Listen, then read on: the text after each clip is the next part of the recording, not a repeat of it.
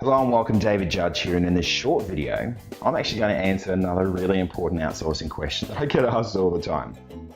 What are the best ways for me to communicate and stay in contact with my VA?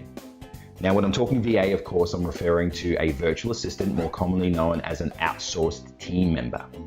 Now we're going to discuss the different tools you have available for you to communicate with the outsourced team member, and more importantly, how you can keep an eye on what they're doing and how they're doing their job.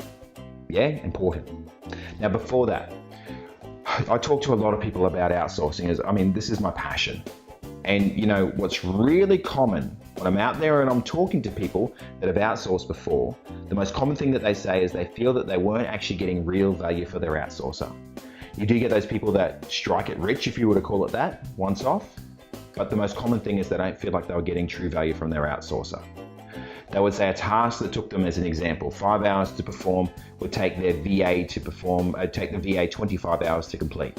Now, this is a true story. Or the VA would disappear for days without responding, or even worse, they employed a person and paid them in advance to do the job, and then they totally disappeared without delivering. Now, I've had this before. This last one, I've had this before several times, back in early in the game, before I learnt about either paying for a job, once it's a little bit at the beginning and the rest at the end, or working by the hour.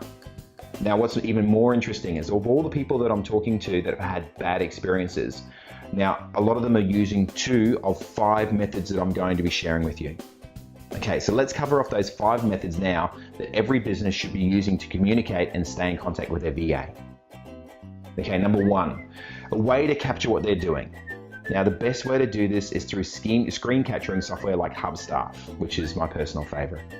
Now, essentially how it works is it actually goes and it takes a snapshot of their screen and what they're doing randomly between every 3 to 15 minutes. So they don't actually know when that's actually going to be taken. And when you use software like Hubstaff, it actually measures their keyboard strokes, mouse movements, and mouse clicks, and it actually performs or places it against a level of interaction. Now there are, like I said, there are other similar tools to Hubstaff out there, but why I like Hubstaff is they use a benchmark to measure in a percentage how effective my team member has been throughout that day. And that gets emailed through to me and I can look at it the following day. I tell my team that we're using this from the very beginning. Now, from the very beginning, I say, this is what we're going to be using. We keep an eye on it. We benchmark the effectiveness of how you're working. And I say, if we do have an issue, we do refer back to it later on using the software. Now, this does 2 things. This removes a massive amount of guesswork at the very beginning, and it also lets them know that, hey, you know, you're there on a performance base. And realistically, we're talking about, if in my instance, I'm talking about employing somebody in another country or off-site away from where you are. So I want them to have the same feel as if they are working within a work environment within my office. Okay, number 2.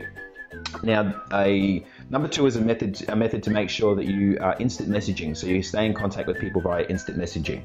You may have heard of a program like Skype, which is my personal favorite, because I like Skype because I can type chat, that's instant message chat with them, and I can also have voice chats.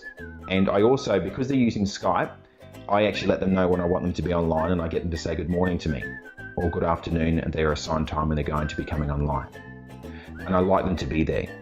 And I like them to be there because when I know they're there, I can get in contact with them every day at any point in time to follow up and to see exactly where they're at. Now the cool thing with Skype is you can also, really cool feature, you can add a local telephone number to it. So you can set up an account on behalf of your outsourcer or VA, you add a local telephone number to it, and you can also add credit to it. And it's really cheap. And they can actually perform outgoing calls for you on your behalf, and you can even redirect your number if you want to and want them to handle your calls while you're out making appointments, you're having lunch, you're shopping, or you're laying back on your deck chair fishing on the beach.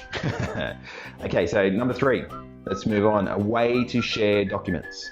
Now there are services like Dropbox and Box, but my personal favorite is Google Drive. Now I like Google Drive as it lets me actually create a folder that I share with my assistant or my VA, and they can actually see and control, and we can control together all of those folders and documents within that. Now the cool thing, really cool thing, is you can actually work on Word documents, for example, at the same time. So I can watch what they're doing live, and I can even create and assign tasks using separate documents via Google Drive as well. And they can work on those every single day, and I can get them to tick when they complete them so I can see exactly where they are with it. Yes, another important point is for 90% of businesses, it's totally free. Okay, number four. Number four is a way to share screens so you can delegate and train people. Now this is literally giving you the ability to see their computer live or vice versa, so they can see your computer as well. Now you can use Skype to do this, but my personal favorite is TeamViewer. Now the reason I like TeamViewer is it allows you to either connect directly and control their computer, or they can even control yours. Concerned about access and them having complete control of your computer? Well, you can actually set up a temporary password for once-off access, or for permanent. You can set up a permanent password if you have a spare computer in your office and you want to sit it on your desk and you want them to log in and see what they're doing at all times when you come into the office. So that's what makes it really, really cool. Now, another feature as well is you can also set up a meeting where they can see your screen without interacting. So like a GoToWebinar, a GoToMeeting. Now it's actually really flexible, and there are over 200 million users that are using it globally, and that would generally indicate, and it's going up pretty fast, that would generally indicate they're doing something right. Okay, finally, the last one, number 5, a way to pay them. This is pretty important. You have to make sure you actually pay them. Now you can use sites like Odesk or Elance, and I used to use Odesk previously. That's how I clocked up my 68,000 hours of outsourcing, was through Odesk before I moved away from Odesk. And what you'd actually do is you'd normally pay them through the service. Now, what you need to remember is when you're paying through the service is that the employee and you pay a 10% premium.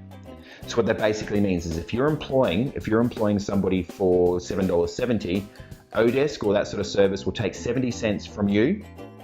So that makes it to $7, and then for the person to withdraw the money, it takes 70 cents off again.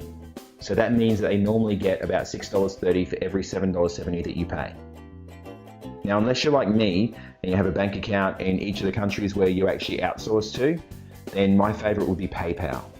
Now, PayPal charges fees for transactions, but they are nowhere near as steep as some of these other guys, and it makes it possible to deal with nearly every country worldwide. And a tip when you're paying via PayPal, if you set it up as a payment to family, then the difference that you're paying is different. So I'll just say that. Okay, so that's it. Okay, so those are the 5 methods that I use, which I know will be of massive value to you. Every time I share this, people are like, wow, this is really, really good. So let's wrap up. In the next video, I'm going to discuss another really, really great and important question. How do I make sure that my VA is performing? If you have a question that you'd actually like me to answer, make sure you get in contact with me. You know what? I'd love to hear from you guys.